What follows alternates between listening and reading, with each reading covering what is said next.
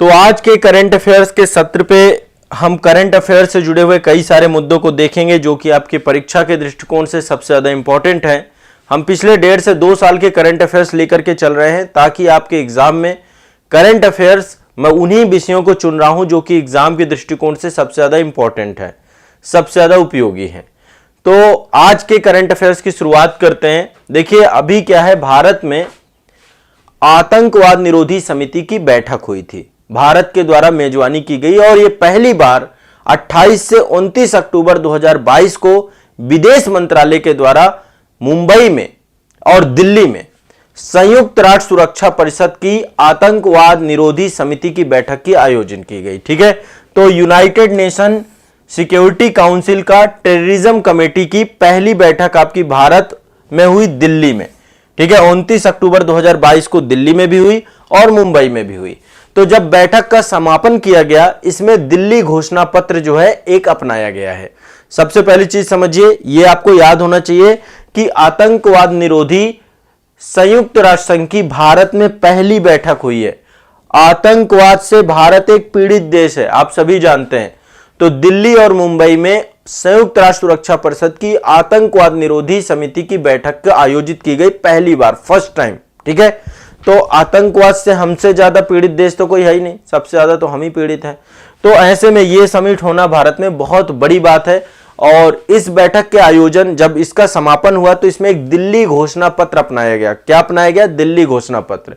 यह घोषणा पत्र जो है आपका गैर बाध्यकारी है, बाध्यकारी नहीं है। और इस घोषणा पत्र में आतंकवादी उद्देश्यों के लिए नई उभरती हुई प्रौद्योगिकियों के उपयोग से मुकाबला करने के लिए अपनाया गया है।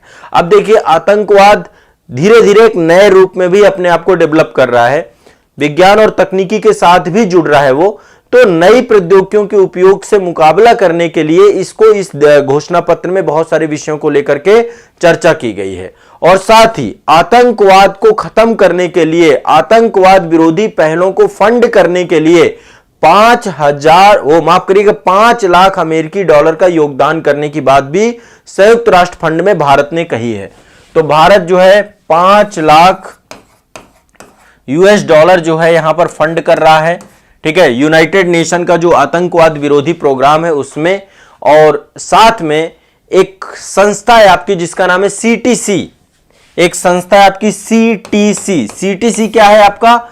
CTC आपका इसी की यूनाइटेड नेशन की काउंटर टेररिज्म कमेटी है। क्या है आपकी? काउंटर टेररिज्म कमेटी, काउंटर आतंकवाद समिति।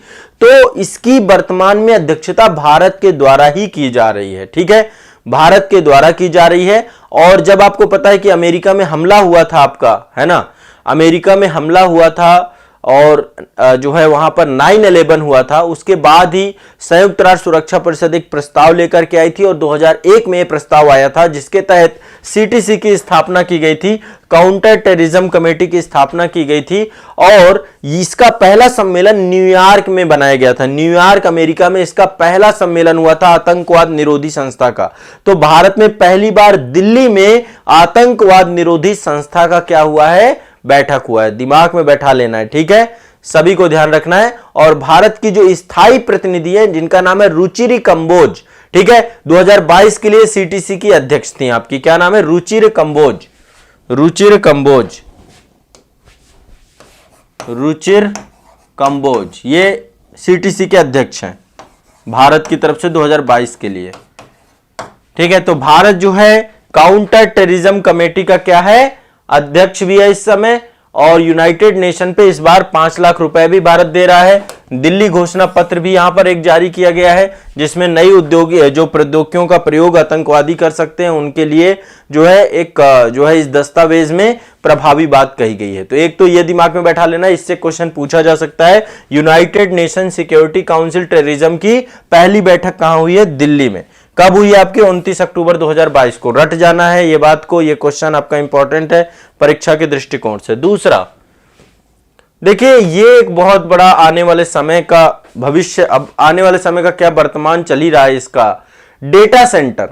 डेटा सेंटर आप जानते हैं, डेटा सेंटर मतलब एक ऐसी सुविधा है जहां पर बहुत बड़ी संख्या में कंप्यूटर रखे होते हैं, स्टोरेज सिस्टम होते हैं। जैसे आप देखिए, आपके भी लैपटॉप में एक हार्ड डिस्क लगी होती है, है ना। तो आप क्या है, जो भी डेटा है लैपटॉप में स्टोर हो रहा है, आपके मोबाइल पे भी एक स्टोरेज है ना। आप देखते हैं मोबाइल पे 256 जीबी का स्टोरेज है, या फिर आपके 128 जीबी का स्टोरेज है, 64 जीबी का स्टोरेज है। तो एक स्टोरेज होता है जिसपे हम डेटा को स्टोर करते हैं। वैसे ही जो भी गतिविधि इंटरनेट में हो रही हैं, क्लाउड कंप्यूटिंग में हो रही हैं, तो इसके तहत एक ऐसा नेटवर्क बनाया गया है, कंप्यूटरों का नेटवर्क बनाया गया है, जिसमें सारा का सारा डेटा जाके स्टोर होता है। आप जितना भी काम करते हैं सभी डेटा, जैसे अमेजॉन क्लाउड है या फेसबुक है या गूगल है, ये जितनी भी कंपनियां हैं, इन सब में जो भी काम हो रहा है, इनका जितना भी डेटा है वो जाकर कहीं ना कहीं पे तो आपका, तो एक कंप्यूटिंग इंफ्रास्ट्रक्चर को डेटा कहते हैं, डेटा सेंटर कहते हैं। देखिए एक बार ये आप देख पा रहे हैं, ये देखिए बड़ी बड़ी हार्ड डिस्क लगी हुई हैं, टेराबाइट्स की हैं ये सारी, है ना। और इस तरीके के डेटा सेंटर होते हैं। तो डेटा सेंटर को लेकर के इस बार जो एक बड़ा व्यवसाय के तौर पे डेटा सेंटर आपका उभर रहा है इस समय। तो भारत भी अब डेटा सेंटर भारत में भी डेवलप हो रहे हैं। तो नवंबर 2022 में एक संस्था है जिसका नाम है नाइट फ्रैंक, ठीक है, एक संस्था है नाइट फ्रैंक,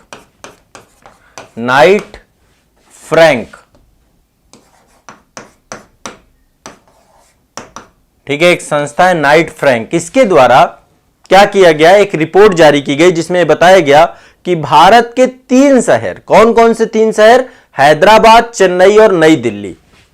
हैदराबाद, चेन्नई और नई दिल्ली, ये 3 शहर जो हैं एशिया प्रशांत क्षेत्र में, ठीक है, एशिया प्रशांत, एपीएसी क्षेत्र, एशिया पैसिफिक क्षेत्र जो आपका रीजन है, यहां पे डेटा सेंटर के 3 बड़े बाजारों के तौर पे उभरे हैं।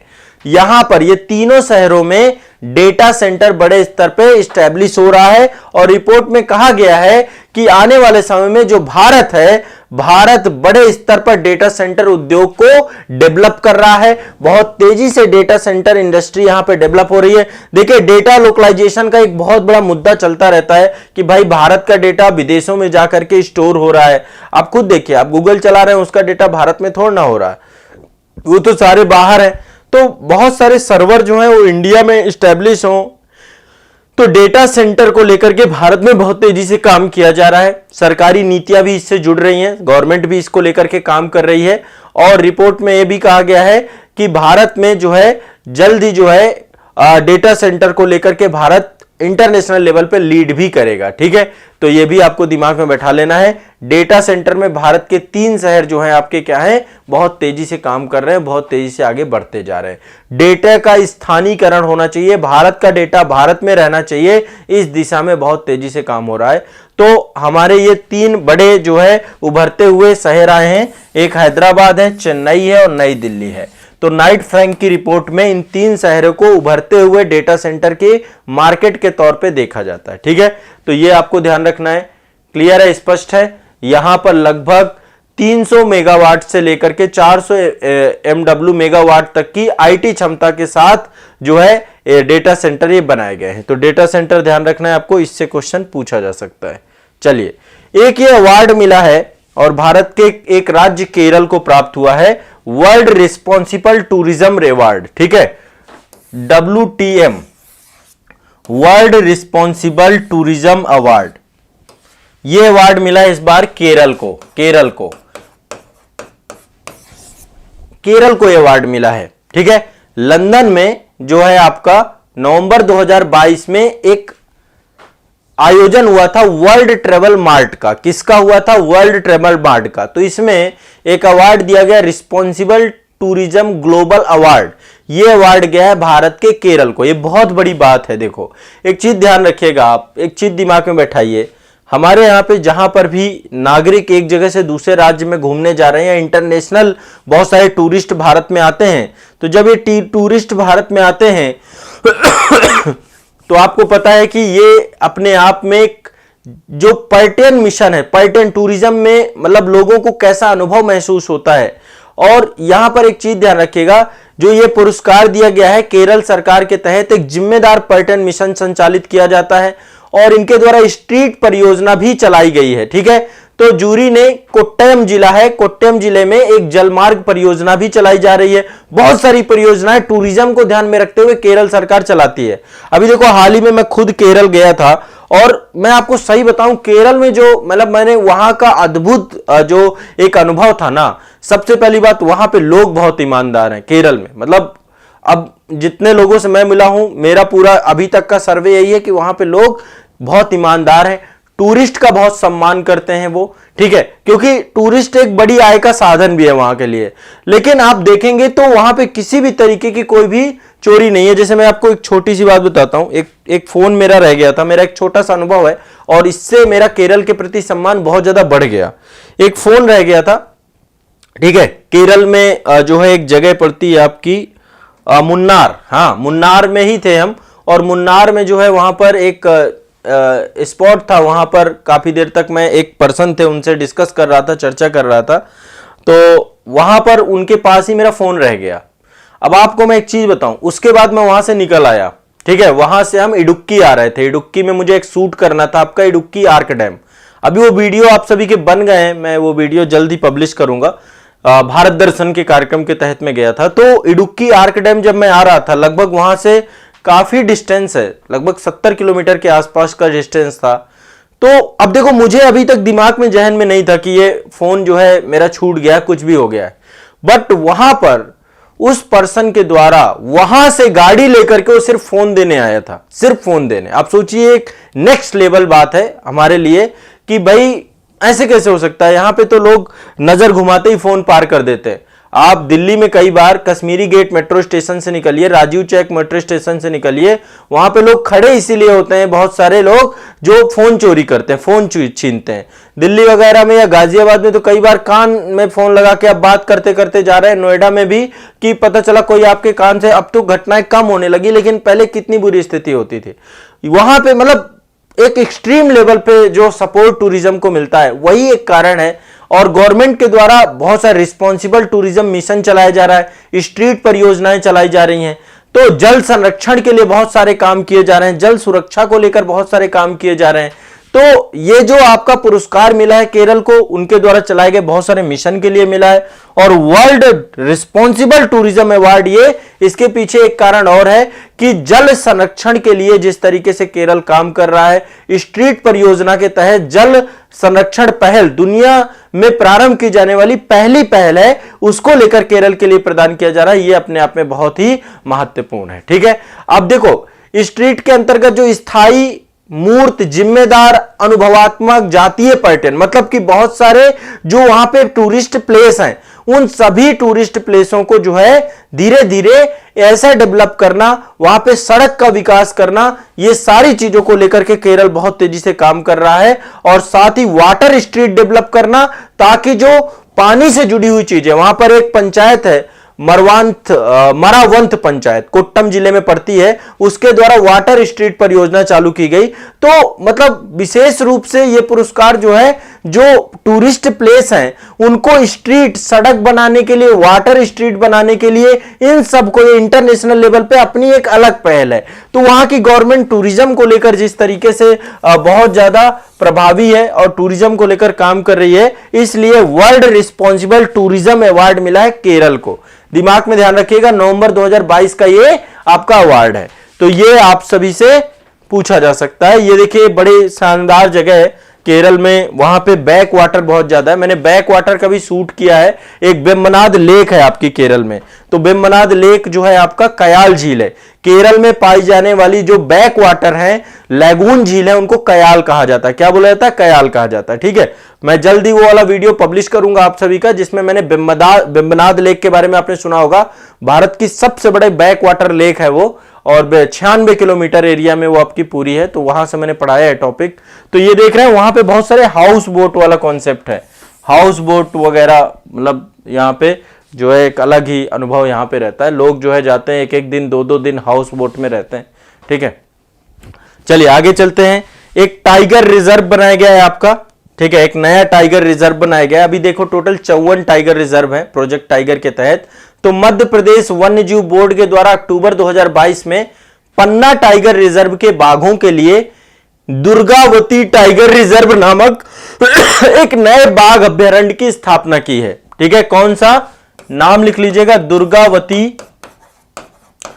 दुर्गावती बाघ अभयारण्य, दुर्गावती टाइगर रिजर्व। ठीक है, एक ये नया टाइगर रिजर्व है, इस हिसाब से 55वां टाइगर रिजर्व बन जाएगा। क्या बन जाएगा, 55वां टाइगर रिजर्व। तो एक नया टाइगर रिजर्व बनाया गया है आप सभी को। देखो टाइगर रिजर्व के बारे में थोड़ा सा आपको बता देता हूं। इससे पहले देखो 2021 तक 53 टाइगर रिजर्व थे। 2022 में सरकार के द्वारा उत्तर प्रदेश में एक टाइगर रिजर्व बनाया गया था जिसका नाम था रानीपुर वन्यजीव अभयारण्य। रानीपुर वाइल्ड लाइफ सेंचुरी को टाइगर रिजर्व के तहत जोड़ा गया था, तो 54 हो गए थे। अभी ये 55वां आपका दुर्गावती टाइगर रिजर्व जो है आपका ये 55वां है। ठीक है, तो यहां पे एक चीज ध्यान रखना है आपको। यहां पे जब आप एक बात समझेंगे प्रोजेक्ट टाइगर क्या है, तो प्रोजेक्ट टाइगर जो है आपका भारत में बाघों को संरक्षित रखने के लिए प्रोजेक्ट टाइगर की शुरुआत की गई है। प्रोजेक्ट टाइगर आपका जो चालू किया गया था अप्रैल 1973 को चालू किया गया था। कब चालू किया गया है आपका, अप्रैल 1973 को प्रारंभ किया गया है। कब स्टार्ट किया गया है, अप्रैल। ठीक है, ये आपको दिमाग में बैठा के चलना है, ये आपका स्टार्ट किया गया है इस अवधि में। ठीक है, तो ये आपको दिमाग में बैठा लेना है, अप्रैल 1973 को चालू किया गया है प्रोजेक्ट टाइगर। कब शुरू किया गया है प्रोजेक्ट टाइगर, अप्रैल 1973 को प्रोजेक्ट टाइगर आपको चालू किया। बाघों के संरक्षण के लिए प्रधानमंत्री इंदिरा गांधी जी के प्रधानमंत्री काल में स्टार्ट किया गया था प्रोजेक्ट टाइगर। और Jim Corbett national park Bharat का पहला प्रोजेक्ट टाइगर जो है नेशनल पार्क बना था। यहां पे बाघों के संरक्षण, जैसे अभी प्रोजेक्ट चीता चलाया गया ना, आपको पता है कि नामीबिया से दक्षिणी अफ्रीका से चीता लाए गए, उसी तरीके से भारत में टाइगर्स की संख्या जो है वो बनी रहे, इनकी संख्या लगातार बढ़ती रहे। उसी में जिम कॉर्बेट नेशनल पार्क से प्रोजेक्ट टाइगर 1973 में चालू किया गया था। तो उसके तहत टोटल अभी 55 टाइगर रिजर्व है, जहां पर टाइगर को प्राकृतिक आवास क्षेत्र जो उसका है उसमें उसको संरक्षित करना और वहां पर उसको जो है एक उस तरीके का एनवायरनमेंट देना जिन एनवायरनमेंट के लिए वो डेवलप हो चुका होगा। ठीक है, तो ये आपको ध्यान रखना है। टाइगर रिजर्व जो है टाइगर्स के संरक्षण को लेकर के अभी 55वां टाइगर रिजर्व आपका घोषित किया गया है मध्य प्रदेश में। ठीक है, मध्य प्रदेश में दुर्गावती टाइगर रिजर्व। सभी लोगों को ये याद कर लेना है, रट लेना है, इससे क्वेश्चन पूछा जा सकता है। ठीक है, और देखो अब इसको लेकर के राष्ट्रीय उद्यान और बायोस्फीयर रिजर्व वाला जो टॉपिक है वो आप लोगों का एनवायरनमेंट वाली क्लास में आप लोग पढ़ोगे। ठीक है, तो वहां पर जो है चीजें बताई गई हैं आपकी। अब देखो यहां पे क्या हो रहा है, पन्ना टाइगर रिजर्व में वहां से केन नदी होकर के जाती है। ठीक है, दुर्गावती टाइगर रिजर्व है ना, इसकी स्थापना ठीक है मध्य प्रदेश में की गई है। तो दुर्गावती टाइगर रिजर्व में नया टाइगर रिजर्व बनाया गया है जिसमें नरसिंहपुर, दमोह, सागर जिलों में फैला हुआ है। मध्य प्रदेश वन्य जीव बोर्ड ने पन्ना टाइगर रिजर्व में एक नया टाइगर रिजर्व बनाने की मंजूरी दी है। अब देखो यहां पे हो क्या रहा है, जो ये पन्ना टाइगर रिजर्व है यहां पे क्या बन रहा है, केन बेतवा दो नदियों को आपस में जोड़ा जा रहा है। केन नदी और बेतवा नदी को आपस में जोड़ा जा रहा है। केन बेतवा लिंक परियोजना चल रही है जिसके कारण से टाइगर रिजर्व का 1/4 हिस्सा क्या हो जाएगा, आपका डूब जाएगा, जलमग्न हो जाएगा जब आपका ये बनेगा। तो ऐसे में जो है ये नया टाइगर रिजर्व आपका डेवलप करने की बात की गई है। ठीक है, तो एक ये ध्यान रखिएगा, इसके तहत दुर्गावती को जोड़ने वाला एक ग्रीन कॉरिडोर भी बनाया जाएगा ताकि बाघों को नए रिजर्व में प्राकृतिक आवाजाही हो सके। मतलब कि पन्ना टाइगर रिजर्व से दुर्गावती टाइगर रिजर्व के बीच में एक ग्रीन कॉरिडोर डेवलप किया जाएगा ताकि बाघ यहां तक पहुंच सके। तो यह दिमाग में बैठा लेना है। ठीक है, और केन बेतवा लिंक परियोजना पन्ना में वन्य जीव प्रबंधन योजना का एक हिस्सा है। यहां पे देखिए केन बेतवा लिंक है, दो नदियां हैं, आपको पता है एक नदी है बेतवा नदी है, यमुना की सहायक है दोनों नदियां। ये आपकी बेतवा नदी है और यहां पे देखें केन नदी है। इन दोनों को आपस में इंटरलिंक किया जा रहा है, जोड़ा जा रहा है। और ये पूरा जो रीजन आप देख पा रहे हैं, पूरा रीजन जितना भी है ये पन्ना टाइगर रिजर्व वाला क्षेत्र है। इधर उत्तर प्रदेश है, इधर मध्य प्रदेश है। ठीक है, तो आपने मेरा एक भारत दर्शन का वीडियो देखा होगा पन्ना टाइगर रिजर्व से, वहां से मैंने केन नदी वगैरह और थोड़ा बहुत डिस्कस किया था इसको। पन्ना टाइगर रिजर्व से मैंने एक शूट किया है। तो वहां पे आपका जो है इस परियोजना के कारण से बहुत सारा क्षेत्र जो है आपका जलमग्न हो जाएगा। इस कारण से ये पूरा का पूरा डेवलप किया जा रहा है। लेकिन देखो इससे क्या होगा, जो बुंदेलखंड क्षेत्र है ये कहां पड़ता है, बुंदेलखंड रीजन में। बुंदेलखंड रीजन की जो जल की समस्या है, जल संकट और पेयजल की समस्या है, उस समस्या का समाधान हो जाएगा। क्या हो जाएगा, उस समस्या का समाधान किया जाएगा। तो उस समस्या के समाधान के तौर पे आप इसको देख सकते हैं। ठीक है, उस समस्या के समाधान के तौर पे देखा जा सकता है। साथ ही इसमें 103 मेगावाट की जल विद्युत क्षमता भी है और यह परियोजना सूखा प्रभावित बुंदेलखंड क्षेत्र को लाभकारी होगी। ठीक है, 8 साल में यह परियोजना के पूरा होने की उम्मीद है कि यह योजना पूरी हो जाएगी।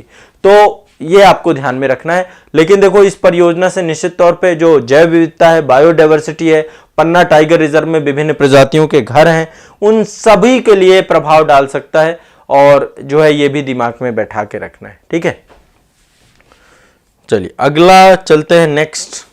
ये पंजाब से एक खबर है और पंजाब के एक जगह है पंजाब में संगरूरू। तो पंजाब के संगरूरू में एशिया का सबसे बड़ा बायो एनर्जी प्लांट बनाया गया है।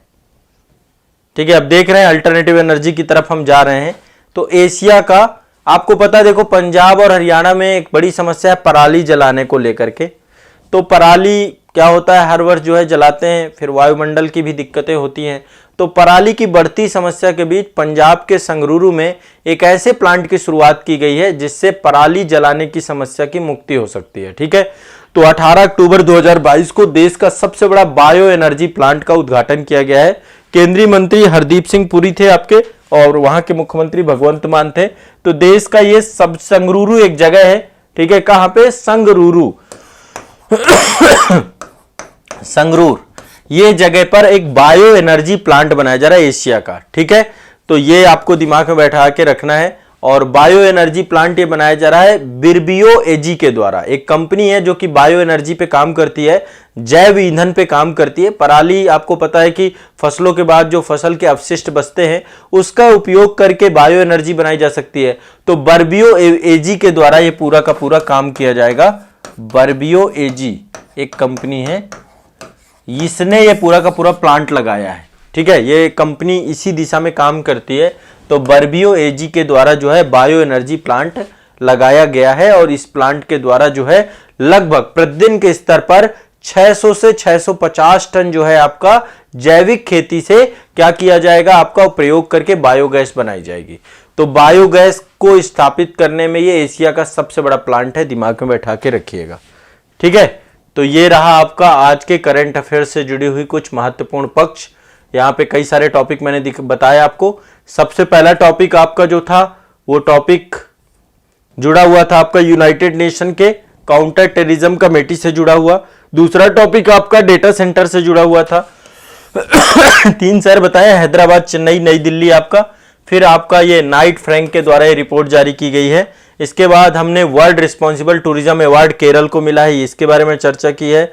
इसके बाद दुर्गावती ने टाइगर रिजर्व भारत का 55वां टाइगर रिजर्व बन गया है। और इसके बाद जो है हमने अगली चर्चा की है पंजाब के संगरूरू की, कि वहां पर संगरूरू पे बायो एनर्जी प्लांट बनाया गया, भारत का, विश्व का, वो एशिया का सबसे बड़ा है ना, भारत का तो सबसे बड़ा है यही है। ठीक है, तो ये हमारे केंद्रीय मंत्री हरदीप सिंह पुरी जी हैं, भगवंत मान जी हैं। ठीक है, तो ये पूरा का पूरा प्लांट एस्टेब्लिश किया गया है। तो आज के करंट अफेयर्स के सेशन में ये महत्वपूर्ण टॉपिक आप सभी के रहे। ठीक है, अब आप सभी इनको रिवाइज करिए मल्टीपल टाइम, 2 बार, 3 बार, 4 बार, 5 बार इनको पढ़िए और पढ़ने के बाद जो है आप रट जाइए। जितने भी आपको याद करा रहा हूं मैं, भरोसा कीजिए यही आपको एग्जाम हॉल पे पूछे जाएंगे। बहुत सिलेक्टिव टॉपिक आप सभी के साथ लेकर के आ रहा हूं। ठीक है, तो सिलेक्टिव टॉपिक है इसलिए रट जाओ। अभी एक मैगजीन ले लेना, करंट अफेयर्स की कोई भी मंथली मैगजीन आ जाती है वो ले लीजिएगा। मेरे master video 5 master video latest देख करके जाना है और करंट अफेयर्स का ये वाला एपिसोड रेगुलर करना है। 5 टॉपिक मैं आपको मंडे टू फ्राइडे रेगुलर करा रहा हूं। बस आपको कोई टेंशन नहीं लेनी है, बस आपका काम हो जाएगा। जितना कह रहा हूं इतना तो रट ही लेना है। आपको 200-300 टॉपिक करवा के एग्जाम हॉल पे भेजूंगा, आप एग्जाम हॉल पे सरप्राइज हो जाओगे। यही सारे टॉपिक आपको वहां पे मिलेंगे। ठीक है, 200-300 टॉपिक से आपका कवर हो जाएगा, इससे ज्यादा नहीं है। लोग जो है 4-4, 5-5 हजार टॉपिक पढ़ा देते हैं। भाई याद कैसे रहेगा? बच्चे को सेलेक्टिव होकर के पढ़ाएंगे तभी तो काम हो पाएगा। तो इसलिए बहुत सेलेक्टिव होकर के मैं आपको कंटेंट अवेलेबल करा रहा हूं। ये बहुत एक्सेस जानकारी नहीं, जितना आपको याद रहे बस इतना पर्याप्त है। तो आज के लिए इतना ही रखेंगे। बाकी आप लोगों की कोई भी समस्या दुविधा होती है तो चैट सेक्शन में जरूर बताया करिए। एक बार फीडबैक दिया करिए कि कार्यक्रम कैसा लग रहा है, कैसे आपको मदद कर पा रहा हूं मैं। ठीक है, एक बार मुझे जरूर फीडबैक दिया करिए, कुछ सुधार हुआ करें, कुछ सुझाव हुआ करें, या एक जो है आपको सारी चीजें बेहतर लग रही हैं, सकारात्मक फीडबैक है, वो जरूर आप लोगों से अपेक्षित है ना। चलिए।